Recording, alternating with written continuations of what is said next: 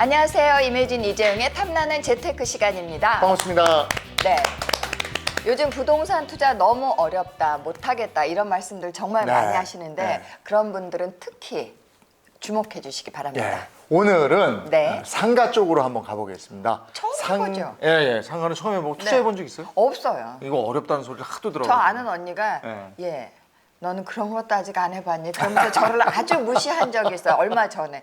예. 자기는 오래전에 했다고. 오늘 귀담아 들으시면 되겠어요. 네, 저도 공부해야 돼요. 예, 상가 투자, 토지 투자의 대가로 꼽히는 분입니다. 김종률 아카데미의 김종률 대표와 함께합니다. 어서 오세요. 어서 오세요. 반갑습니다. 반갑습니다. 네, 예. 반갑습니다.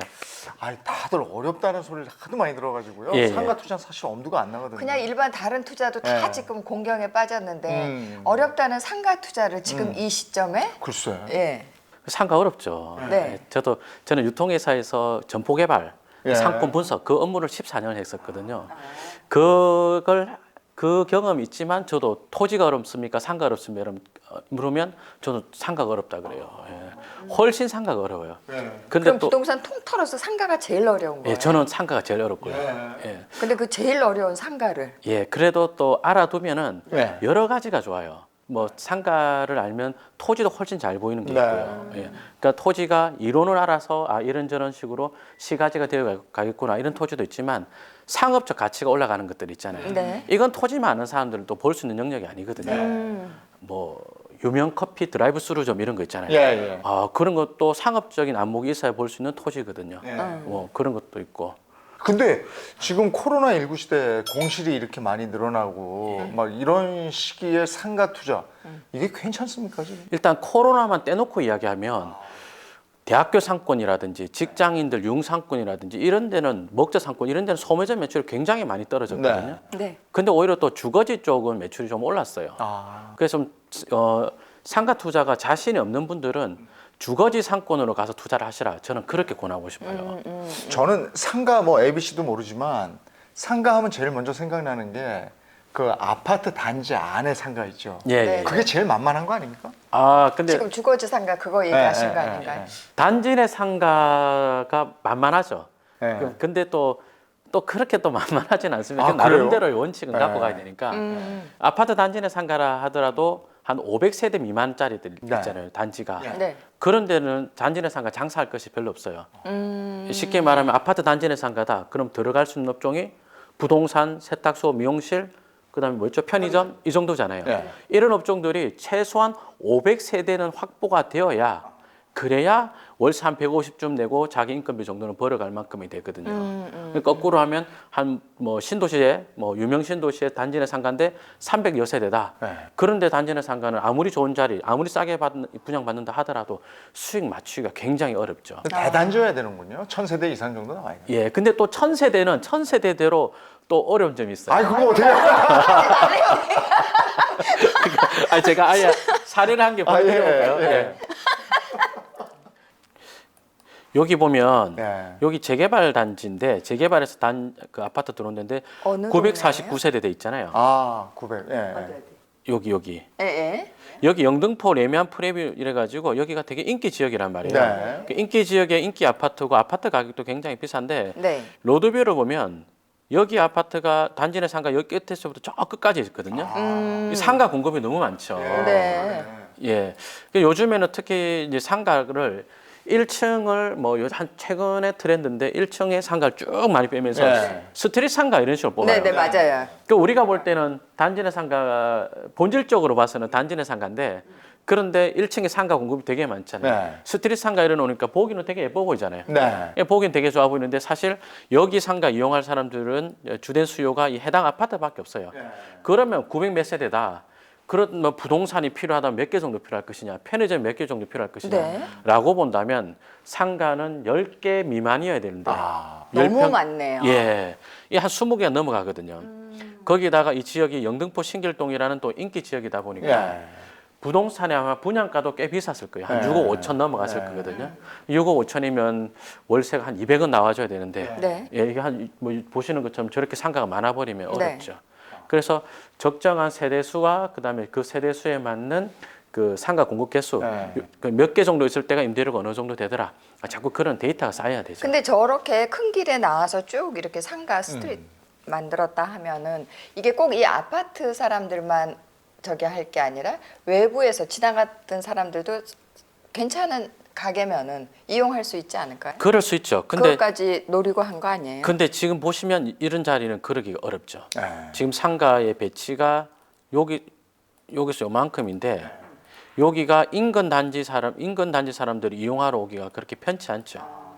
스트릿 상가인데 괜찮은 것도 있거든요. 예를 들어서 여기 화면에 보시면요. 여기 뭐 어느 택지개발지구 상가인데 여기 오른쪽은 스트릿 상가처럼 뽑았고 네. 1, 2층으로 왼쪽은 돼 있는. 왼쪽은 이렇게 이런 식으로 상가를 뽑아놨거든요. 프라자 상가 느낌의. 아, 전체가 다 상가네요. 예, 제가 거꾸로 여쭤볼게요. 두 분이서 네. 이 해당 단지가 아닌 주변에 사는 분이다. 네. 그랬을 때 각 2층에 뭐 병원이든 학원이 있댔을 때 왼쪽 오른쪽 어느 쪽을 이용할 것 같아요? 왼쪽까지요. 오른쪽은 왠지 단지 내 상가, 남의 단지다 네, 가는 느낌이죠. 네, 네. 그러니까 스트릿 상가를 뽑더라도 오른쪽처럼 돼 있으면 외부 수요가 접근하기가 굉장히 불편해요. 네. 그런 심리가 이- 있겠다. 근데 같이 지은 건물인데 요 건물은 이용하기 편하게 생겼죠. 네, 전체가 예, 다 상가니까. 그 같은 단지에더라도 이런 식으로 생긴 것들을 이런 건 또 괜찮을 수가 있고 그 다음에 가끔 단지 자체가 자기 단지가 2,000세대 이상이 되는 경우가 있어요. 그 경우는 또 그 500세대 업종들 말고 아까 이야기했던 부동산 세탁소, 미용실, 편의점 네. 이런 거 말고요. 그다음에 뭐 빵집이라든지 네. 학원, 의원 이런 것들이 입점할 수가 있게 되거든요. 그래서 해당 단지가 2,000세대 이상이 된다. 그럴 경우는 또 예외적으로 뭐 왼쪽에 보시는 같은 저런 상가들, 프라자 상가처럼 지은 것들 이 이제 또 수익을 낼 수가 있고 이렇게 되죠. 그럼 상가 분양가도 저쪽이 비쌉니까? 크게 비싸진 않았을 거예요. 예, 큰 차이는 안 나거든요. 가격은 비슷한데. 예, 비싸다 하더라도 한 10% 20% 차이였을 건데 네. 성수교 때 임대료는 절반 이상, 2배 이상 차이가 나는 거죠. 근데 여기는 그 대신 층수가 낮으니까 좋잖아요. 1, 2층이니까. 어떻게 보면 더 비쌀 수도 있었겠어요. 그렇죠? 그런데 1층이 예, 무조건 비싸니까. 예, 지금 말씀 들어보니까는 네. 이렇게 덩어리로 있어요. 그러니까 상가의 입지를 보고 이 입지에서 뭐랄까 당길 수 있는 유효 수요가 몇 세대 정도 되느냐 그걸 보고 나서 어느 층을 사야 되고 이 자리는 좋다 안 좋다 따지고 일단 기본이 그건 돼야 돼요. 그러니까 상가에 투자할 때 제일 먼저 볼 거는 그 인구, 이걸 예. 이용할 인구가 어느 정도 되는 사람이. 예, 세대수가 얼마나 그다음 세대수가 지역이 어디냐, 뭐 몇 가지가 있을 거 아니에요. 지역은 또 생각보다 크게 중요하지 않아요. 아 그래요?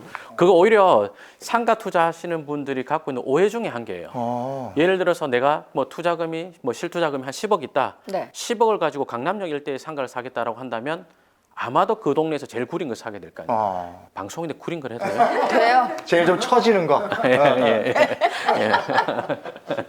그러면 아까 이제 상가 투자의 오해라는 말씀을 해주셔서 우리가 의외로 상가에 대해서 오해를 많이 하고 네, 있는 것 네. 같은데 오늘은 그 오해를 좀 말끔히 풀어주셨으면 좋겠어요. 그 오해 첫 번째는 뭐가 있을까요? 그러니까 상권이 좋은 데를 살려고 하면 안 돼요. 아 그래요? 예, 상가 투자는 지역이 좋은 데가 아니라 지역 내에서 입지가 좋은 데를 가야 돼요.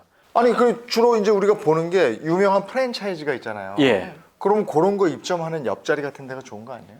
그것도 되게 위험한 이야기인데 하나씩 이야기해. 네, 큰일이야. 네. 다 지금 위험한 얘기를 하고 있단 말이야. 그러니까 거의 뭐 5단만 백화점처럼 다 갖고 있는 건데. 네, 네. 예, 우선 아까 이야기한 대로 10억을 가지고 내가 강남역 주변에 상가 사겠다라고 한다면 그 동네 제일 나쁜 거, 예. 질 떨어진 거 사잖아요. 예. 그러면 그 자리가 제일 먼저 공시를 할 거고 그 동네에서 임대료가 제일 쌀 거예요. 예. 그렇지만 강남역에 있는 부동산이기 때문에 가격은 결코 싸지 않을 거거든요. 네. 근데 지역을 뭐 강남구나 어디 강남역이나 어디 비교해서 좀 그렇지만 뭐 그래도 어쨌든 부동산의 평균적인 가격이 뭐 금천구 독산동이라든지 수원에 내려가서 세류동이라든지 뭐 객관적인 부동산 가격이 훨씬 싼 지역 있잖아요. 네. 근데 그런 동네에서 내가 10억 주고 상가를 사겠다라고 네. 한다면 그 일대에서는 제일 좋은 걸 살 수 있거든요. 예. 그러면 그 일대 상가 다 공실 안 나면 걔는 공실 안 나요. 임대 안정성이 엄청 좋죠. 아까 코로나 잠깐 말씀하셨는데 저는 코로나보다 최저임금 인상이 더 큰 위협이 될 거라 생각하거든요. 제가 편의점 GS15에서 점포 개발했던 그 경험이 있는 사람인데 네. 제가 퇴사를 할 때는 GS15 가맹점 평균 매출이 135만 원 정도였어요. 지금은 가맹점 평균 매출이 거의 200만 원에 육박하거든요. 하루에? 예, 하루 매출이. 그럼 누가 들으면 경기 되게 좋아졌냐? 네. 아니 그게 아니에요. 최저임금 자꾸 오르면서 130, 150 파는 가게들이 다 문을 닫아버린 거예요. 그러니까 180만 원 팔던 가게랑 130만 원 팔던 가게가 있는데 130 파는 가게가 인근에 문을 닫으니 네. 180 팔던 게 200 팔고 뭐 더 올라가고 이래 됐죠.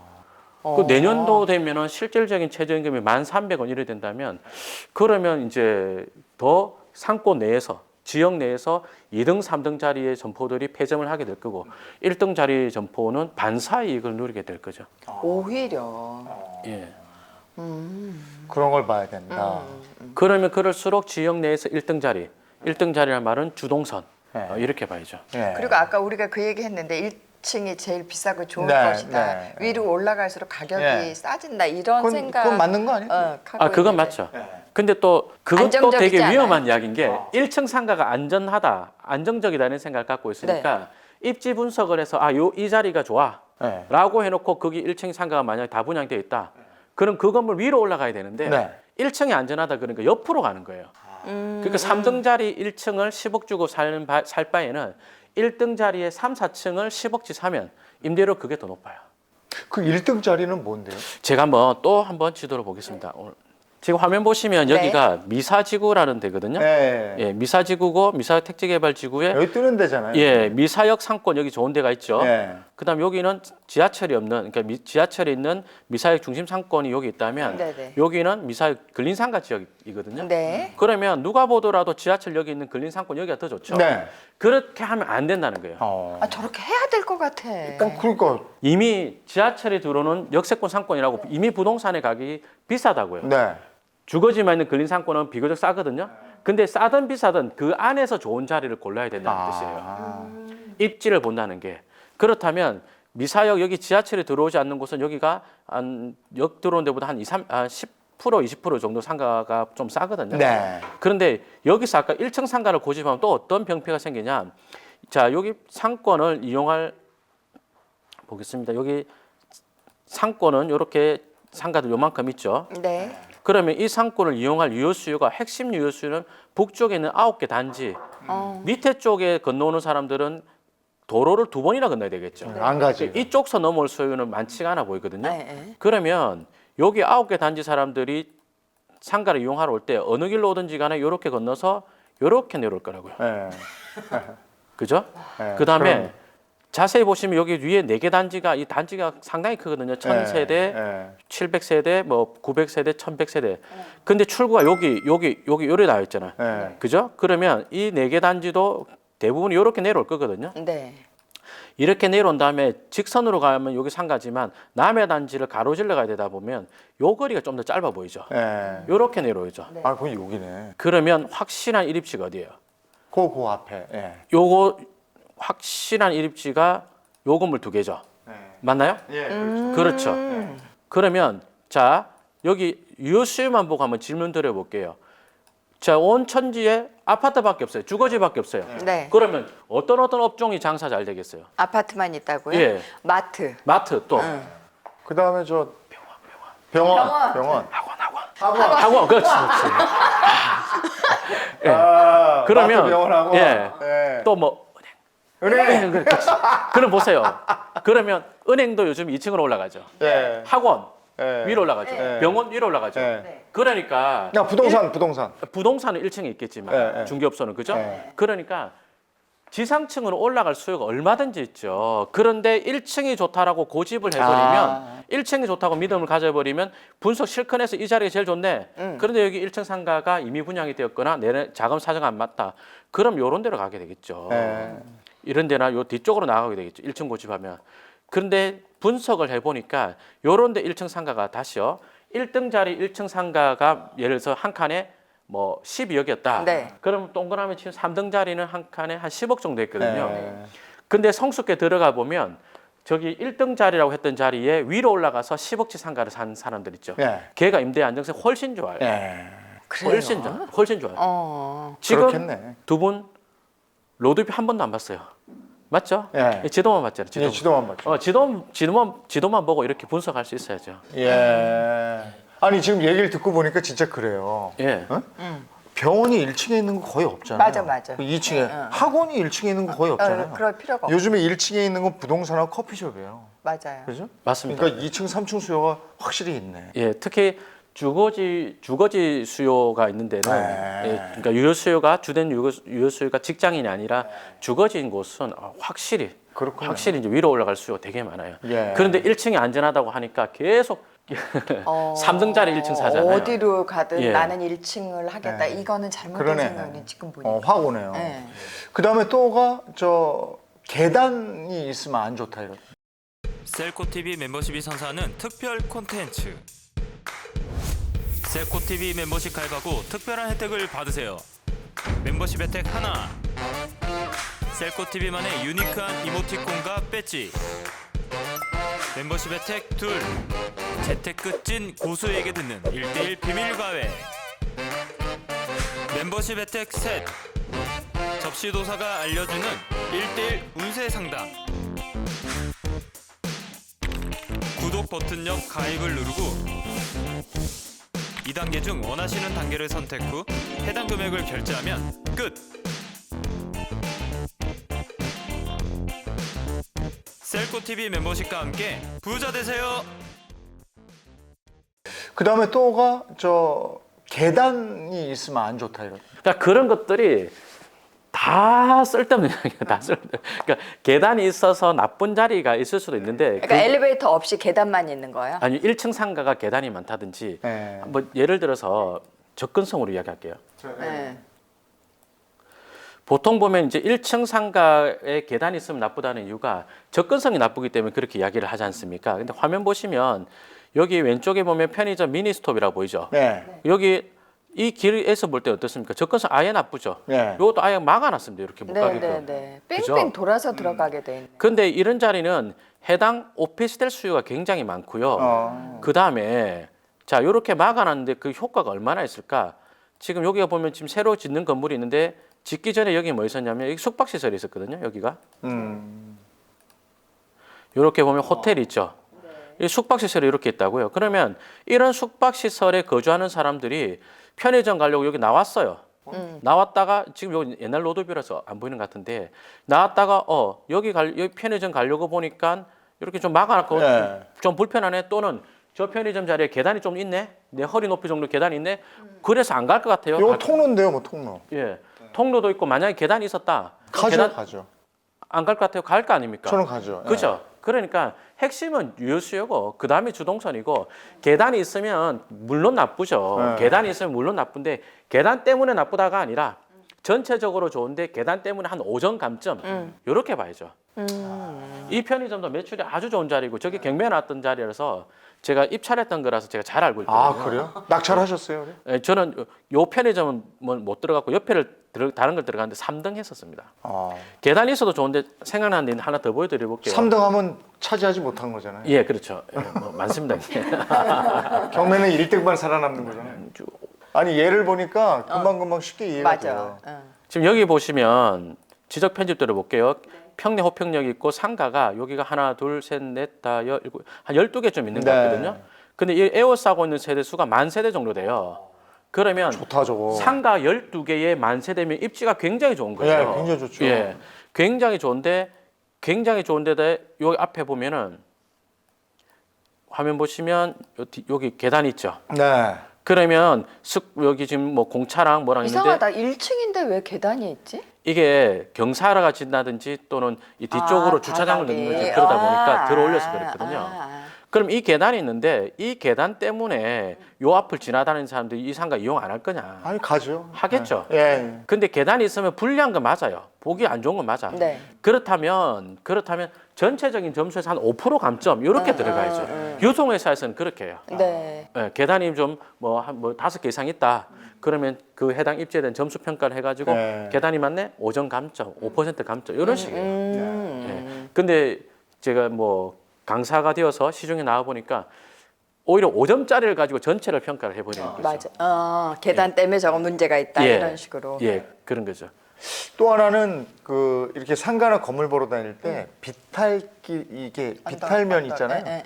그러면 돈이 흐른다고 거기는 이렇게 밑으로 흐른다고 거기 안 한다고 그러더라고. 아, 예.